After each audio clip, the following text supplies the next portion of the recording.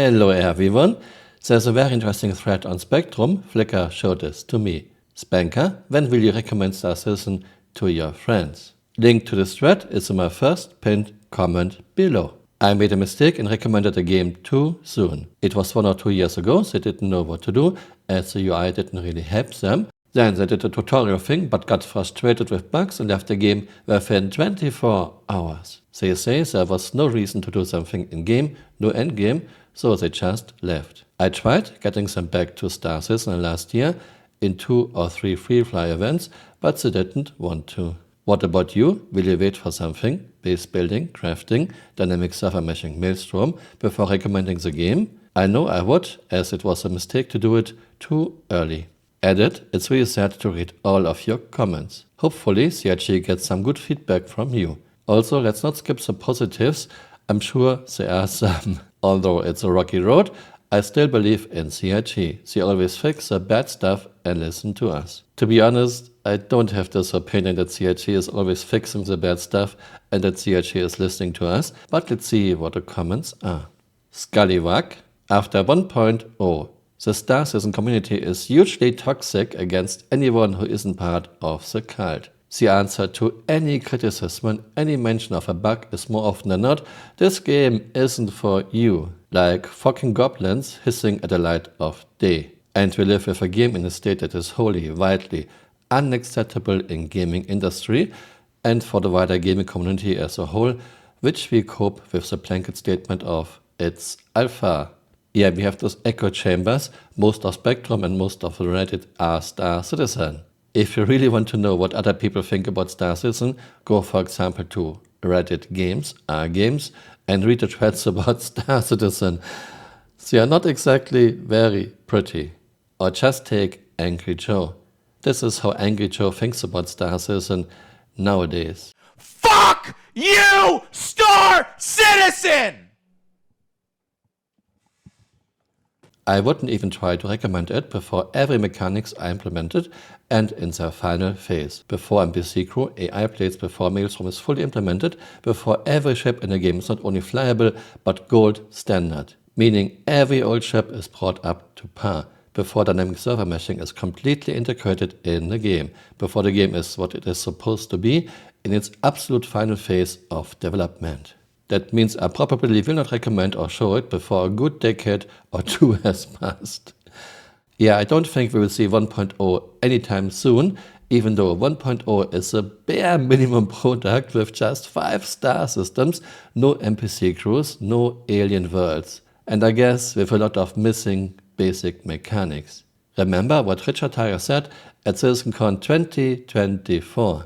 Is that 1.0 is the full release of the game. The 1 means we're committing to higher base performance and minimal bugs. No longer will we reference that the game is in development. This will be a fully released and polished experience. It means fully rounded gameplay loops, from new player experience to story missions and endgame content. And crucially, it means no more resets between patches. It's a true persistent universe. Higher base performance and minimal bugs. Minimum bugs. This alone will take CRG years. CRG has terrible code on top of other terrible code. There are quick and dirty fixes on top of each other. Martin, I think you mean, oh, it's an alpha bro from the White Knights who don't understand that criticism is how feedback occurs. Quantum Bloom? For me, the game is still a mismatch of different mechanics that exist with no consequence to each other or connection. And the game balance is ridiculous and obviously biased and forced to make light fighters invulnerable. CRG has different departments and different groups who don't even talk to each other, and there is no one who is coordinating anything ever. CRG's departments and groups even fight over ownership of projects. I am not blaming CRG's hardworking devs, coders, QA people and artists. This is a management problem of the very few people on top. Chris only cares about eye candy, cool cinematics and his interactive movie Squadron 42. Chris does not care about a PU. Spanker, every game has those hardcore fans. Even Ashes of Creation had those. They just couldn't accept the truth, but I wonder, where are they now? What would they say today? Yeah, the release of Ashes of Creation went really well, didn't it? Harmless decoy? Honestly, never again. It's an absolute laughingstock and everyone I have gotten to try it have left. I get that it's an alpha, but there are other alphas with more polish and more solid understanding of their own design than this. Still, floundering with the fundamentals of the flight model and the state of physics in general after so long is inexcusable. Yeah, year 14, more than $1 billion in funding, and CRG still has no idea how the flight model should be. In 3.23 we got the absolutely terrible, arcadey, no fun, boring master mode. And I guess master mode is here to stay because CRG's terrible netcode, terrible servers cannot deal with ship combat at normal speeds. Heck, we have two things of players and NPCs at walking speeds. Gentlemen knew this. I had managed to bring about 10 people in from outside to both buy ships and play regularly. Then 3.23 and the flight model changes ruined the game for all of them instantly. I doubt they will ever try it again, and I certainly won't wear my Star Citizen shirts and talk about the game with normal folks ever again. They burned me good by destroying the core flight promise.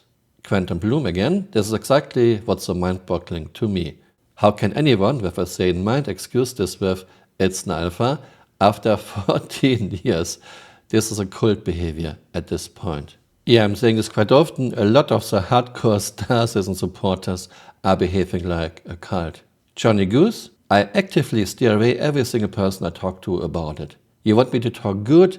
Deliver the game that was supposed to be released in 2016 and now over a decade late, and all it consists of is a single-player movie campaign. Small correction, first release date of Star Citizen and Squadron 42 was November 2014. Yes, 2014. Here's again Angry Joe when he was happy and believed in Star Citizen. It's called a rear admiral. That sounds kind of nasty, but I am a rear admiral. And so that'll get me, obviously, the finished game, the RSI Constellation, this Millennium Falcon, and maybe I can convince some of my friends like, you know, Spoonie or other Joe to be crew in it. We can go and travel the galaxy together and make funny videos about our encounters and shit. So that'll be pretty fun. I mean, this game looks to be really fucking amazing. So I'm gonna go ahead and pledge. So if you want to be in the alpha and the beta for the game that comes out, they're estimating hopefully to have it out by November 2014. Obviously, that's a long time away. According to leaks, Chris put at least $500 million exclusively into Squadron 42, a single-player game, and most likely a boring interactive movie. Very little of this will port over to the PU. Damn if, not a chance, I want them away. Hikara, I will not, I currently cannot recommend it, and 1.0 is a departure from the lofty ambitions I was promised, which means I will not recommend it after 1.0 either. Yeah, 1.0 will be a bare minimum product. Spanker, but let's be real, the promises from 2012 to 2016 were a bit unreal. Well, Chris used all those promises to throw us in, so we give them money and buy ships. Was there ever any chance the game would be like Chris promised us? A very low chance maybe, but this is on Chris. If Chris would be honest, he would give everyone a full refund who doesn't want to play a bare minimum product 1.0. A full refund to anyone who doesn't want to play Fortnite in space. Also, Chris and CRG made a lot of promises way past 2016. Just one very recent example, 2025, the year of playability. Yeah, we see how well this worked out. No, playability did not improve in 2025. Frank Unit 27, never. Bluemax, my whole group, including my own kid, have all stopped playing because it just plain doesn't work. 1 hour of prep time for a ship to explode because the hangar door didn't render or similar BS.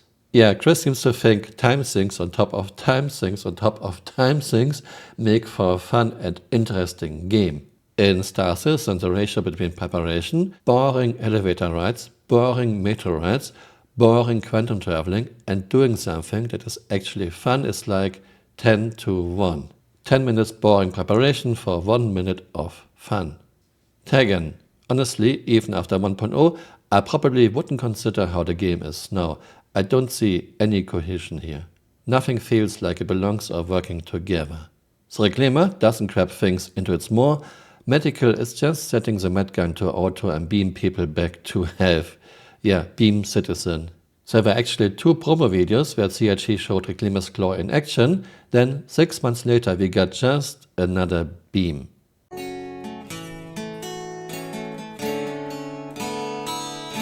Tell me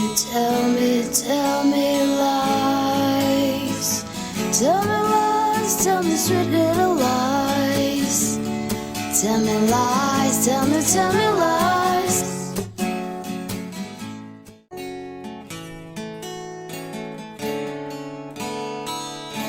Tell me lies. Tell me lies, tell me sweet little lies. Tell me lies, tell me lies. And here's a reply from Camural. This is actually true. My personal story, back in the days I told online friends, I will show you Star Citizen 3.0 when it is released. I'm glad they never asked. I would feel embarrassed to show anyone this buggy mess even now in 4.6. Yeah, back in the days, this was at the beginning of 2017, I played Diablo 3 with online friends and I told them I will show you Star Citizen 3.0. Then we got 3.0, December 2017, and it was a total mess. Granka, when they deliver something that is mostly complete and mostly working correctly, and depending on what it ends up being, I will decide if it's something I'm willing to recommend to someone else. Right now, I just tell people interested to give the free fly events a try. Unfortunately, the free fly event experience normally ends their interest in this project. Yeah, I wonder why. Time sinks on top of time sinks, boring and repetitive gameplay, and a lot of very game-breaking bugs. Even flying a spaceship, something that was fun, is now absolutely boring and terrible since 3.23 and master modes. Does anyone still remember 2025 was CRG's year of playability? Well, again, they already did this in 2018, and it didn't improve playability at all. This game is in one of the worst states ever. ScarTag, maybe never. As long as there are bugs that wipe hours of playtime or it simply doesn't start, I don't recommend it to anyone. Star Citizen players tolerate this stuff, normal players experience it once, get a refund and never touch it again. Also, for the price of a starter pack, you get way better games with more content and a better story experience. Quantum Bloom, the game will not survive first contact with reality and the casual gamer out there. Again, if you are a white knight and if you think Star Citizen is so fantastic, go for example to r/games and look at a typical response of a typical gamer to the state of Star Citizen.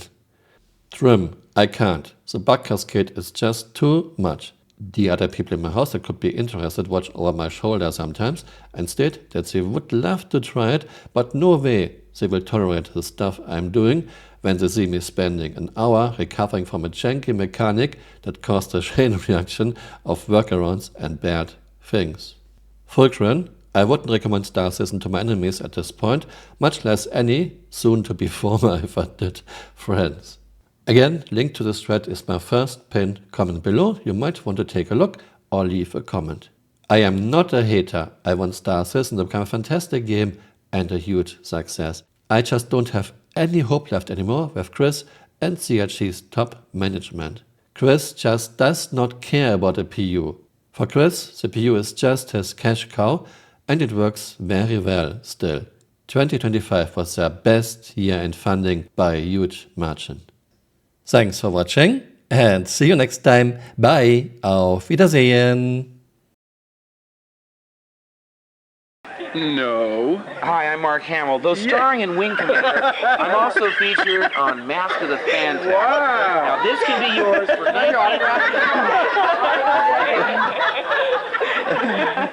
Oh, troublemaker. Yeah. Look at that. Look at that top. Look at that. That's real plastic, too. That is. See, you open. What you do is you open it. Towards Billy Butler. You open it, and then you smell the plastic. Oh, that was a good week.